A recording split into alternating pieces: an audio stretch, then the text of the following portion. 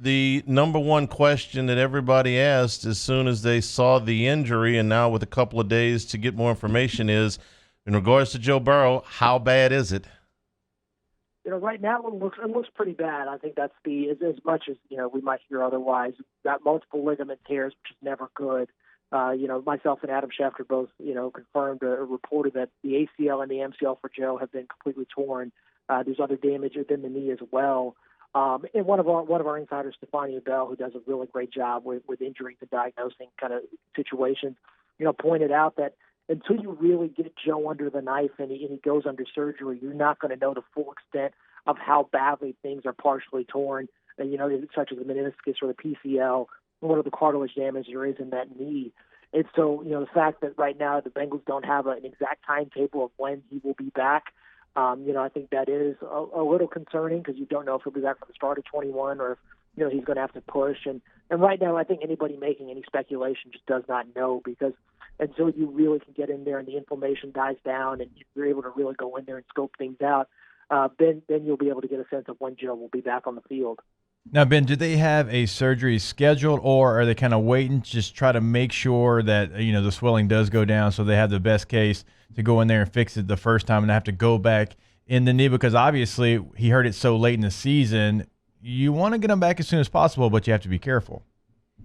Yeah, I think here's the thing, is that this isn't a short-term deal with Joe Burrow. You're looking at a guy who has shown glimpses of being the franchise quarterback that the Bengals hoped for when they took him with the first overall pick this year. There's no point in rushing him back for 2021 or 2022 if you're going to risk an injury that's going to hurt him down the line. If this is a guy you think can be your quarterback for the next decade plus, 1 or 2 years, is a really short time frame. And it requires a lot of patience, requires a lot of prudence. And right now I think that would be wise for the Bengals to really wait and see what the best case is and kind of approach cautiously throughout the whole situation. Right now the Bengals do not have a surgery date set for Joe. Like you said, I think it's wise to wait for that swelling to go down and then see when he will go under surgery. And then from there, we'll figure out kind of what the prognosis is going to look like for his return. But, right now, a lot of people are looking at it in the short term going, oh, we'd love to have him back at the start of 21. And sure, I think that's good. But when you look at a player like Joe, I mean, he's got a potential for a very long career. And you want to keep that in the forefront of your mind if you're a fan or if you're the Bengals, because at the end of the day, this is a rare investment. You want to treat that properly and with care. Have you heard a timetable of how long it would take? Because obviously when you start talking just a clean ACL tear, they've come back 8-9 months now. That rehab has changed over the last couple of years. And if you're dealing with other issues, you're talking about the PCL, the MCL, meniscus, other stuff. Have you talked to anybody maybe how long that would be if it was a worst case scenario?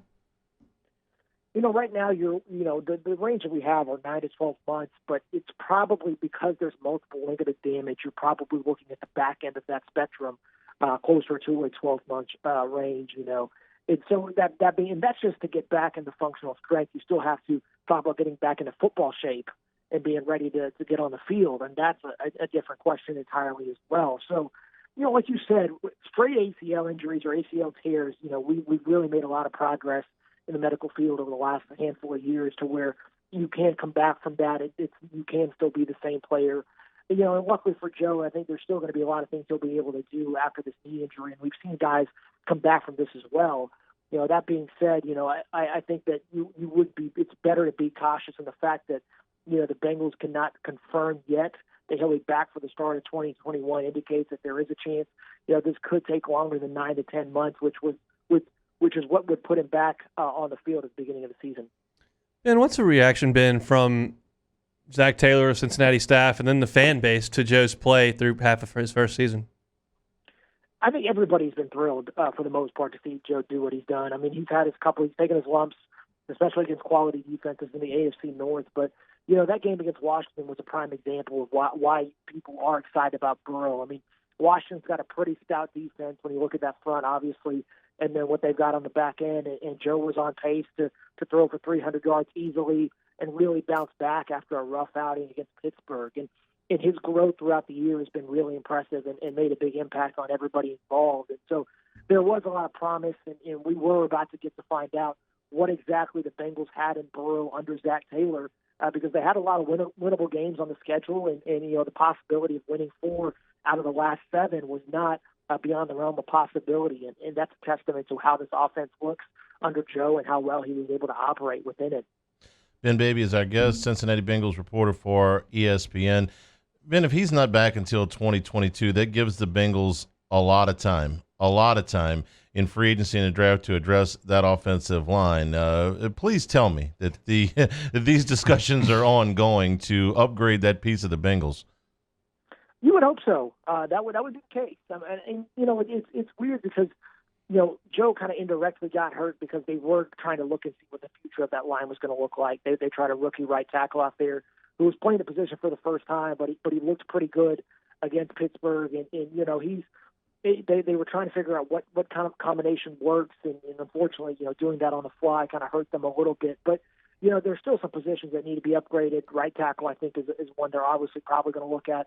Left guard, second-year player Mike Jordan on that end. I think that he'll be someone they'll have to look at both guard positions, to be honest. So, right now, if you're the Bengals, you really have to take a hard look and go, are we doing the right thing across the board from a coaching staff perspective to a roster management perspective to protecting Joe in the best way possible?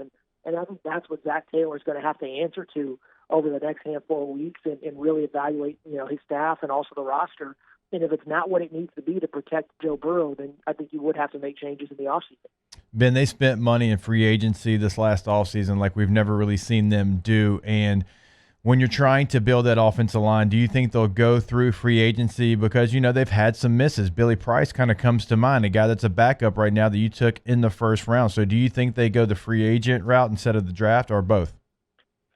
It depends on where they pick. Well, right now, I think if they pick number 3, I could see them getting that a right tackle out of Oregon. That seems to be like a logical pick for them. They got Jonah Williams, who played at Bama, on the left side, and Trey Hopkins they really like at center. But the guard positions are really the big question marks right now. And the fact that they signed Quentin Spain in free agency shows that they might be more aggressive than they previously have been. But I think it boils down to this line is pretty much whatever Jim Turner really wants, and he's their assistant coach who's formerly with the Dolphins and with A&M. And if Turner can't, produce, if you look at it and you say, okay, what Turner is seeing is not getting us the results that we need, then you've got to take a hard look at Jim Turner as well, which is someone Zach Taylor's been really defensive of and been very loyal to over the years, and they've got strong ties dating back to the days with the Dolphins at the very least. So, there's a lot going on here, and I think this is really going to test Zach Taylor's ability to be an NFL head coach, and this will be a very fascinating finish to the season. One more back on the injury, Ben, if I could back up here for a second. Is there any comparison to be made to the Carson Wentz injury? I'm asking because that was a double ligament tear as well. It kept Wentz out about a year. Is anybody making that comparison, or is it a completely different injury? A lot of people are making that comparison. I think it's probably the closest one off the top of my head. I think Carson didn't have to deal with the ACL and MCL. I believe that was ACL, LCL, to get really medical. So there is a little bit of a difference. I'm sure the doctors would know best that, if there's anything we've learned in 2020 is to trust the docs because they usually know what's going on here. And so Carson missed a couple weeks, beginning when he came back and missed a couple of games. And I don't think the struggles he's having this year are really anything related to the injury. But I think that's definitely a fair comparison when you look at it. And that's kind of one that will probably be used the most when trying to gauge where Joe's at.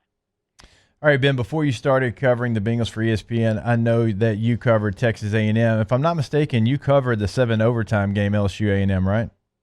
Yes, I was on the field for I went out there around the first overtime. I'm like, this should wrap up soon. And I had to go back in around the third overtime to start writing, and then I came back out around the fifth. And there was a lot going on that night. Yeah, I was on the sidelines for that one as well, which was a crazy historical game. So, real quick, they meet again this week. No way we go 7 overtimes, but it's turned into a nice little rivalry after that game.